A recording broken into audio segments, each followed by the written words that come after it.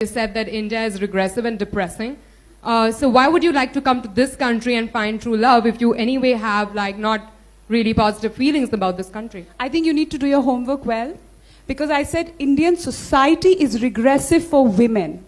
See the interview again, and Why do you think Indian society is regressive for women? I'll tell you exactly why. This is my point of view. With female feticide, infanticide happening on almost a daily basis, with gang rapes making the headlines of every newspaper, with honor killings. Today only I tweeted about it. Today I read in the paper, according to UNFPA, 40% of Indian women, 40% are married below the age of 18. I think it's a very, very regressive state for women. And I stand by it. I am never going to lie. ये hypocrisy जो है ना हमारे समाज में, ये hypocrisy जिसका जो करते कुछ और हैं, दिखाते कुछ और हैं. तो आप मुझे ये कह रही हैं कि औरतों के साथ अपने समाज में ये अत्याचार हो रहा है, ये रेप्स हो रहे हैं, ये ऑनर किलिंग्स हो रही हैं औरतों के साथ, और कोई मुझसे सवाल पूछता है तो मैं ना बोलूं? मैं झूठ बोलूं? Absolutely not.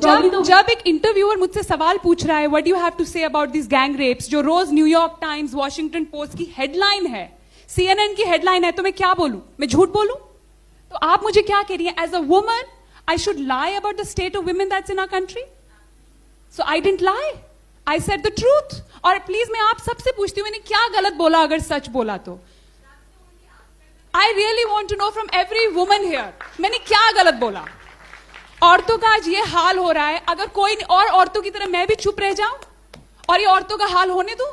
हरियाणा में फीमेल फीटिसाइड कितना है मालूम है? 1000 men to 700 women कोख में ही मार देते हैं. और इस देश में देवी की पूजा की जाती है और बच्चे को, फीमेल बच्चे को कोख में मार देते हैं. और फिर ये यही आके प्रेस मेरे पे पत्थर फेंकती है कि मैंने भारत का नाम बदनाम किया. मैंने कहा सच बोल के? कमाल है यार.